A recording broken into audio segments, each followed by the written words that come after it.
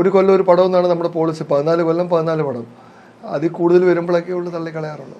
അല്ല, വേറെ ഫൈനാൻസിയേഴ്സിന്റെ അടുത്ത് നിന്ന് അങ്ങനെ ഫണ്ട് എടുത്തു വെച്ച് സിനിമ ചെയ്യുന്ന ഒരു രീതിയല്ലല്ലോ, സ്വന്തം ഫണ്ടാണ്. ഇന്ന് വരെ എനിക്ക് വേണ്ടി ഞാൻ ഫിനാൻസറുടെ നിന്ന് പൈസ എടുത്തില്ല ഒരിക്കലും. എൻ്റെ ഒരു പാർട്ട്ണർക്ക് വേണ്ടി അദ്ദേഹത്തിൻ്റെ കയ്യിൽ കാശില്ലാഞ്ഞിട്ട് ഒരു ഫിനാൻസറുടെ നിന്ന് അദ്ദേഹത്തിന് എടുത്ത് കൊടുത്തിട്ടുണ്ട്. അതല്ലാതെ ഞാൻ ഇന്ന് വരെ ഫിനാൻസറുടെ നിന്ന് പൈസ എടുത്തിട്ടുണ്ട്.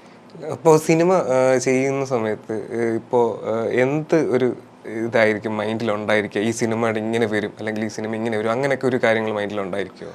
ഇപ്പം ഒരു കൊച്ചുണ്ടാകുമ്പോൾ അപ്പനും അമ്മയ്ക്കും ഒത്തിരി ആഗ്രഹങ്ങൾ കാണും. ഇവൻ പിടുക്കനാണ്, അവനെ ആദ്യത്തെ ദിവസം തന്നെ IAS പിന്നെ അവൻ ഇന്ന നമ്മുടെ ജില്ലയിലെ കളക്ടർ ആയിരിക്കണം, അല്ലെങ്കിൽ SP ആയിരിക്കണം, ഇങ്ങനെയുള്ള ചിന്തകളൊക്കെ വെച്ച് എത്ര പിള്ളേർ അങ്ങനെ ആകുന്നുണ്ട്.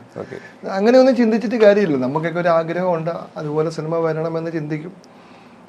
ചിലപ്പം വരും, ചിലപ്പം വരത്തില്ല. ഇതൊക്കെയാണ് ഇതിൻ്റെ ഒരു അവസ്ഥ. അല്ലാതെ ഇന്ന രീതിയിൽ വരണമെന്ന് വിചാരിക്കുന്ന സിനിമകൾ വളരെ കുറവേ എത്താറുള്ളൂ.